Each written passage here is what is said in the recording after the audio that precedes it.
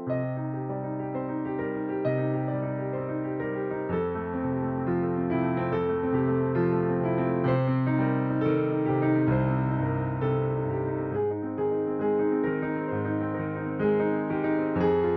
no puedo imponerle a la obra nada.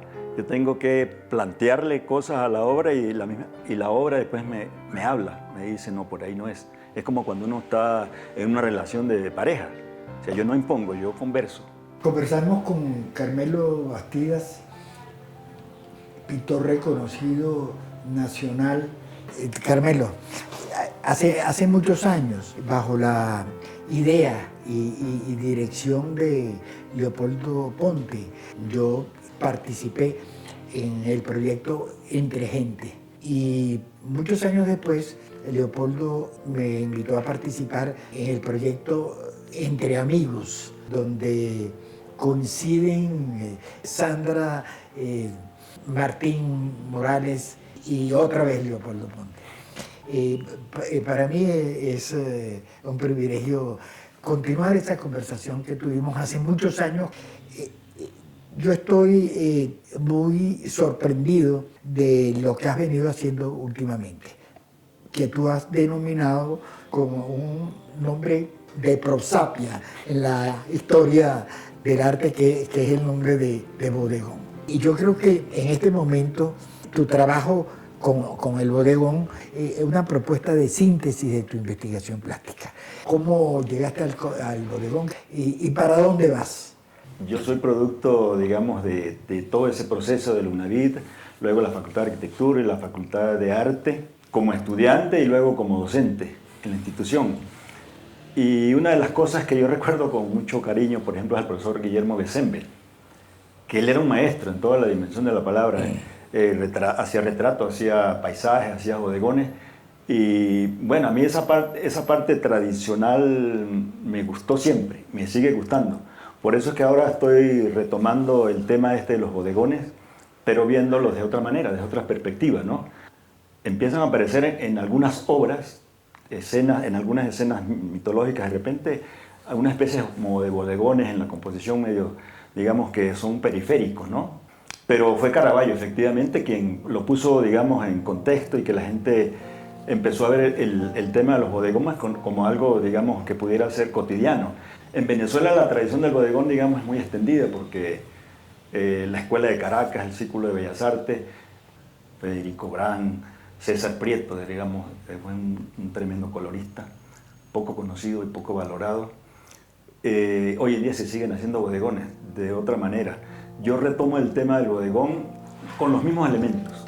¿Qué es lo que yo hago con los elementos del bodegón? Yo lo que hago es tomar lo cotidiano, lo de mi entorno, de mi taller y de mi casa, y le doy como, dignifico esos elementos. Pero yo me valgo del recurso del espacio pictórico para colocarlos de otra manera, para ponerlos en escena de otra forma. Pero siguen siendo los mismos elementos, digamos, tradicionales del bodegón. Otra de las cosas que yo planteo en mi cuento es cómo hago para que el bodegón sea visto en más de una posición. Yo cuando veo que la obra funciona en más de una posición, yo digo, bueno, perfecto, está logrado el objetivo, pero siempre me planteo eso, además de los elementos compositivos, digamos, la luz, el color, la forma, la materia, el espacio para mí es importante, el color también es importante, el dibujo. La gente dice, no, pero es que eso es una pintura, sí, pero detrás de la pintura está la estructura, que es el dibujo. Entonces yo me apoyo mucho en eso, digamos, si eso ha sido una fortaleza para mí, yo nunca la voy a dejar, pues. Yo tengo de dónde agarrarme y entonces yo represento de otra manera, pues. Yo lo que hago es agarrar, monto un escenario parecido a los bodegones tradicionales, guindo cosas. Ustedes van a mi taller y van a conseguir cosas guindando, con loquísimas, la gente que no sabe lo que yo estoy haciendo, porque se me olvidan y la voy dejando así, eso me da como pie para el siguiente trabajo. Entonces yo lo que hago es representarlo de otra manera, con los mismos elementos. Yo a veces no sé ni de dónde los sostengo, pues. Intentan como agarrarse de lo que pueden. Entonces un poco la representación que yo hago digamos, de este tema. Esa es mi interpretación. Esa es la realidad que yo represento ahora. Fíjate, el bodegón podría concebirse como una estructura. Es decir, como un conjunto de elementos interrelacionados, como un conjunto de cosas que establecen entre sí una determinada relación en un espacio determinado. Primero que llama la atención en tus bodegones es que los objetos representados son contemporáneos, son objetos de uso diario, son zapatos, ¿verdad? Tienes también legumbres, tienes verduras, pero muy curioso, son frutos tropicales. Es decir, es una visión americana de lo vegetal. Y hay una cosa que me parece extraordinaria y que creo que es sumamente interesante, entre otras. Tú rescatas también la estructura completa del bodegón.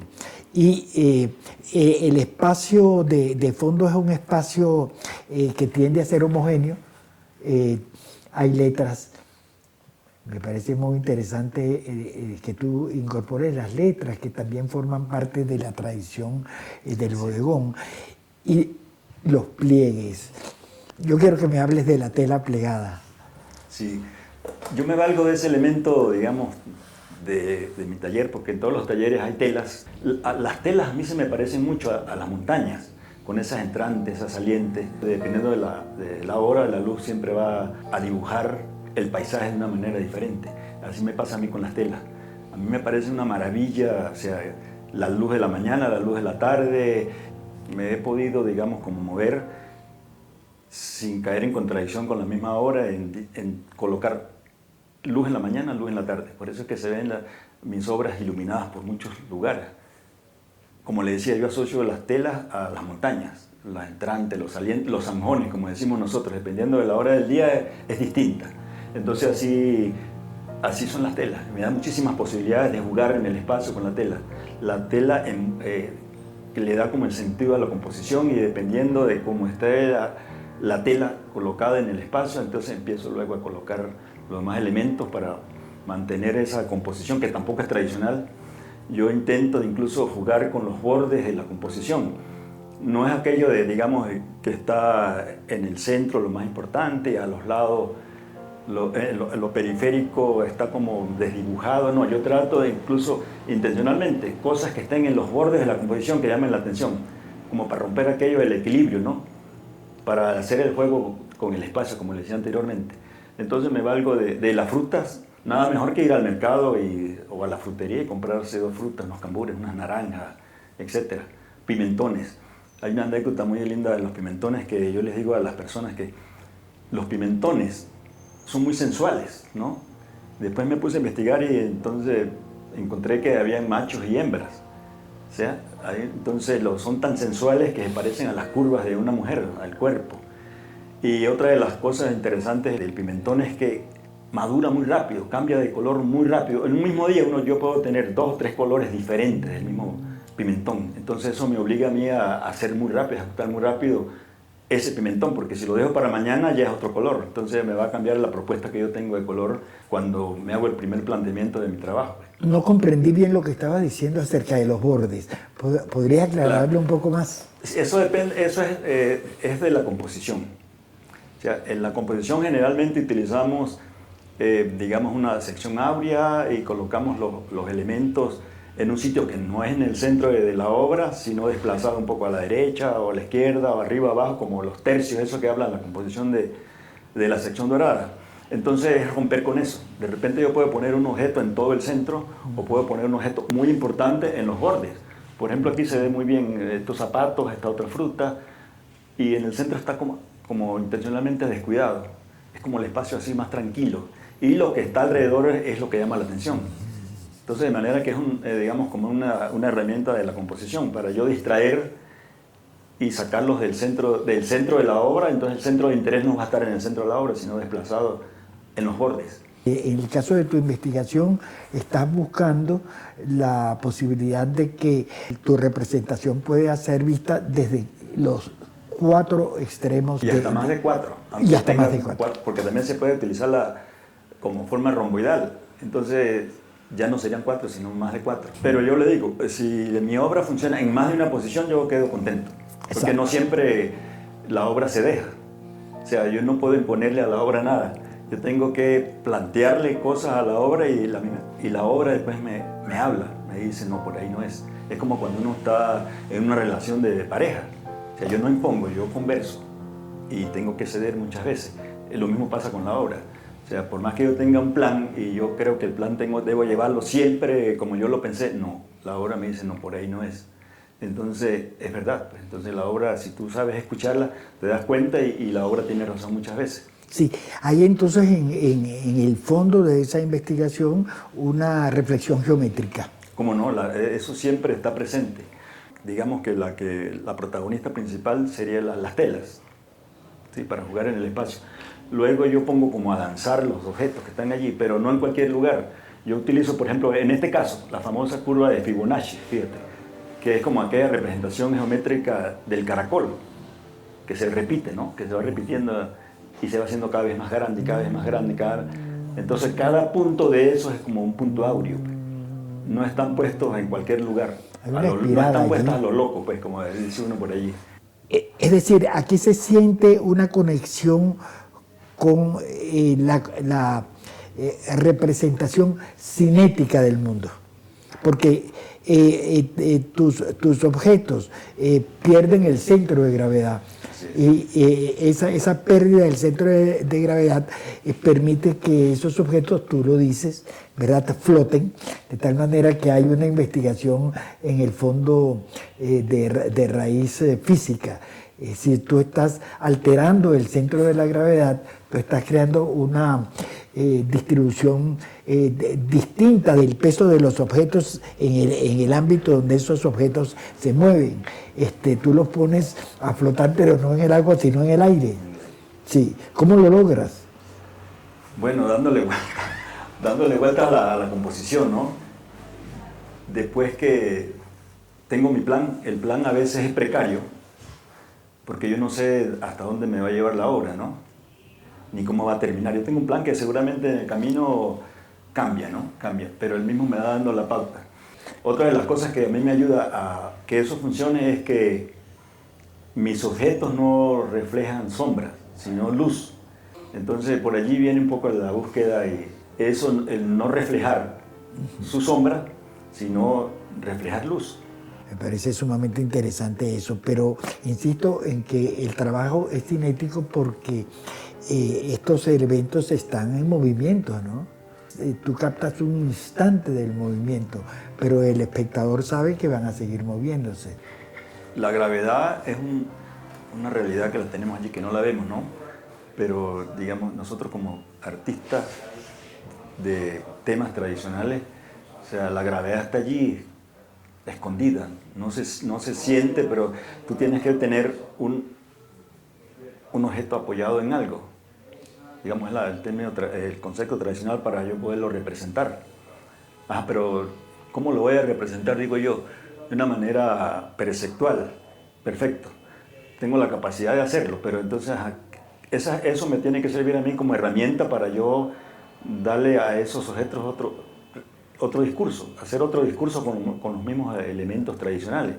Entonces, bueno, yo me valgo de todo lo que esté a mi alrededor y todo lo que yo he podido encontrar por allí en otros artistas, porque digamos que lo que uno hace no es exclusivo de uno. Uno siempre se apoya en artistas, en grandes maestros, y cuando digo grandes maestros, a veces los hemos tenido en la misma escuela donde nos formamos. Sí, es sorprendente ver cómo Picasso, Braque, trabajan en el bodegón. Su mirada cubista logra fragmentar la realidad y expresarla dentro de una lógica distinta, que permite ver el objeto desde innumerables perspectivas, tales que el espectador pueda construirlo, ¿verdad? Pero sigue siendo un bodegón. Exacto, sigue siendo un bodegón.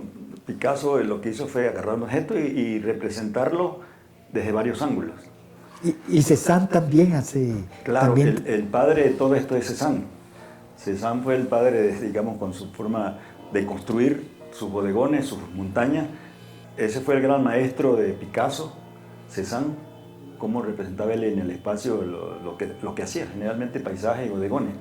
Entonces vamos a tratar de sintetizar la representación que te ha concentrado en los últimos tiempos es estructural. Integra objetos contemporáneos. Son objetos que están en movimiento, pero el espectador puede contemplar un instante del movimiento y sabe, ¿verdad?, aunque no lo vea, que va a seguir moviendo. Por otra parte, hay un trabajo en ti cuyo objetivo es lograr representaciones que puedan verse desde todas las perspectivas y eso implica, ¿verdad?, una investigación geométrica que está determinando en última instancia la representación, pero que es invisible. Es algo así, podríamos, digamos, sintetizar algo de esta manera. Cada objeto de eso, por ejemplo, cada zapato tiene una historia. Entonces yo también quiero en mis representaciones que cada obra tenga su historia. Entonces yo trato de mezclar, por ejemplo, una fruta que es de hoy, poner al lado de un zapato que tiene su cuento, que tuvo varios años de uso y que... Entonces es como mezclar, ese sería como otro ingrediente nuevo, digamos, a los bodegones, que son objetos a veces que no tienen nada que ver o no tendrían nada que ver una cosa con la otra con los bodegones. Yo pocas veces he visto bodegones con zapatos, pues, por ejemplo, o solo de zapatos. Entonces yo digo, bueno, este elemento a mí me refiere a una historia, digamos, familiar, y yo lo agarro, y eso me sirve a mí, además del recuerdo, o sea, eso también, digamos, es parte de lo que yo debo hacer, porque, o sea, en el momento en que yo me expreso, ahí está presente las pasiones que uno tiene, ¿no? Los dolores, las alegrías. No es un objeto, digamos, que se utiliza mucho en los bodegones, pero a mí me sirve un zapato. Un zapato y lo coloco allí, objeto, un cacharro, una cafetera golpeada. Me parece mucho más efectiva, mucho más importante que una cafetera de estas nuevecitas que vienen, que son de plástico y todo eso. Entonces, eso también en la tradición pues yo lo mantengo, que sean objetos que cuentan una historia. Pues. Carmelo, ¿qué opinas de la propuesta de Entre Amigos? No, a mí me parece una maravilla de que sigan pasando cosas importantes en Mérida, que siempre han pasado, pero esta iniciativa hay que apoyarla. Pues. Ya vendrán otros participantes con otras propuestas en otras ciudades y nada, cuenten conmigo para ese y para otras propuestas de este tipo. Y lo importante de esto es que no solamente es plástica, están involucrados otras personas en otros quehaceres artísticos, que yo creo que es importante cuando la cosa se hace como más amplia, que se sale de las artes visuales. Conversamos con Carmelo Bastidas en el contexto del grupo Entre Amigos.